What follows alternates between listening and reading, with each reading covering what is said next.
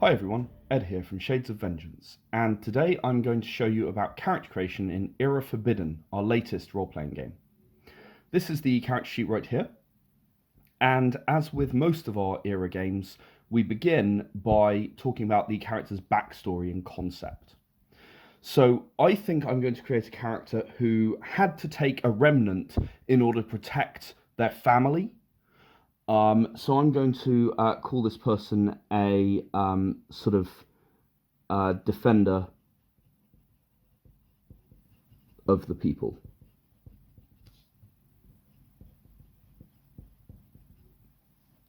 Now, as with most other of our Era D10 games, you then need to choose a quirk. So the quirk that I'm going to choose is actually going to be driven. So this person is completely incapable of letting anything go. They must deal with it. They must make sure that everyone possible survives, and they're driven to ensure that that's the case. You then need to add the hobby, as it says here, and I'm going to have this person's hobby be, I think they're going to enjoy socializing. They don't, as a Forbidden, they don't get much opportunity to spend time with other Forbidden. They enjoy socializing with humans and like to spend their time doing that. Some of you might already know from Era Forbidden that the height of Forbidden can actually go up as high as 8 foot. So I'm actually going to have this one be 7 foot 6 inches. And I reckon this is a younger one. I reckon they're about 22, 23. And weight, I'm going to say it's going to be 110 kilograms. Probably most of which is muscle. But I imagine they're scrawny for a 7 foot 6 Forbidden. Those of you who are already familiar with Era D10 games will know a lot about what happens next. So, as always, the attributes are arranged in 6, 5, 4 in any order. So 6, 5, 4 is totally fine, whatever you like, but in the rows of the attributes here. So I think this one is going to be quite lucky, and I'm actually going to do sort of a I get away with things sort of build. So I'm going to put my 6 in here. That's 3 so far, as you can see.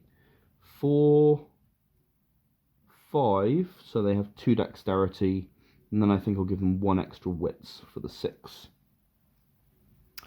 I'm going to make the 5 the top row here, which is going to be Charisma 2. They can talk their way out of anything. Intelligence 2, they aren't quite smart enough not to get into trouble in the first place, and Strength 2 to make up the 5 total points that I have. Note that that's in addition to the initial points. Everyone has 1. You can't have lower than 1. We then move on to Stamina and Willpower, so I've got 4 points left, and I think I'm going to focus on Willpower a little bit more than Stamina, and give 3 in Willpower and 1 in Stamina. So there we go. You can't see Charisma super well there. I'm sorry about that. It's the light. But I've got 3 Strength, 2 Intelligence, 3 Charisma, 2 Stamina, 4 Willpower, 2 Dexterity, 3 Wits, and 4 Luck. Next, I need to choose my skills. And for my skills, once again, they go in rows, and I can choose between 11, 7, and 4 for any of these rows. Now, I've already kind of established that this person is a bit of a talker. So I'm going to put a little bit in Esteem. They're kind of known for getting out of good, difficult situations and helping people. So 2 Esteem. I think I'm going to put a little bit in Persuasion. So 1, 2, 3 in there. I think maybe they actually do more commercial arrangements than your average Forbidden. So perhaps 1 commercial. And I think that leaves me with 1 point if I want to have 7 in here, or 5 if I want to have 11 in here. I think I'm going to put 1 point in Seduction and leave Interaction alone, so that's 7 total points. 1 in Commercial, 2 in Esteem, 3 in Persuasion, and 1 in Seduction. Now, in terms of technical, I definitely want them to have some medicine. And what skill I want them to have may depend on what weapon, what remnant I think that this character is going to possess, but it may also just depend on how I want the character to fight. So I'm actually going to give gunnery a pass. I'm not too interested in that. I think I'm going to add some engineering. I think maybe they were an engineer trying to sort of resurrect some machines for humanity before they became a forbidden. And I'm going to give them one drive as well, so they can magically activate vehicles and move them. Next, I'm going to talk about the personal row, and in personal, I'm definitely going to give them some brawl. So I've got 11 left now because I've put 4 in technical and 7 in interaction. So I'm going to put 1 in brawl. I'm going to put 2, 3 maybe in investigation. I've got quite a lot of points I can spend. I think I'm going to have them have a melee remnant, so I'm going to give them quite a decent build of melee. I'm going to give them 4 points. So that's 4, 7, 8, leaving me 3 more. I'm going to put 2 in stealth and 1 in survival for just that little bit of hardiness. Now, I am now at the point where I need to calculate my derived stats. And this is very easy. Size for all forbidden is 5, except under very special circumstances. And then all you have to do is add up the arrows. So I've got 3 strength and 2 stamina, which makes 5 encumbrance in total. I've got 2 dexterity, 3 strength, and 5 size, which gives me 10 speed. My notoriety you get from your GM, and my notoriety is going to be 1 because I've already said that, I'm reasonably well known, but not super. My initiative is my willpower plus my wits, and that's going to make 7 in total. And my defense is the lower of wits and dexterity, which is 2. My damage and my kill will be sorted as and when I choose to have armor. So the next step that I have to follow is I have to choose a remnant, and I'm going to choose the dagger chain because I think it's awesome.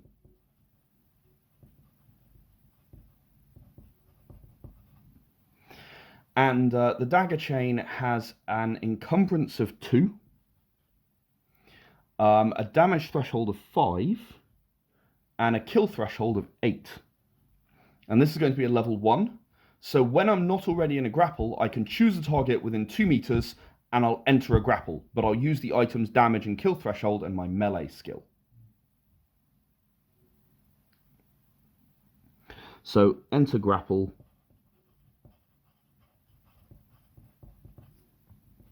With enemy within 2 meters. Which is a pretty cool thing that I can do. I could write in my background here, but on this particular occasion I'm not going to, so I'm going to skip on to deciding what my other weapons and armor might look like.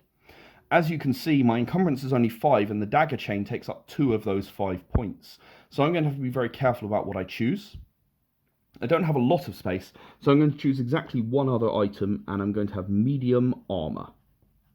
Now that's quite protective, which is good, because it means I'm a lot less likely to die.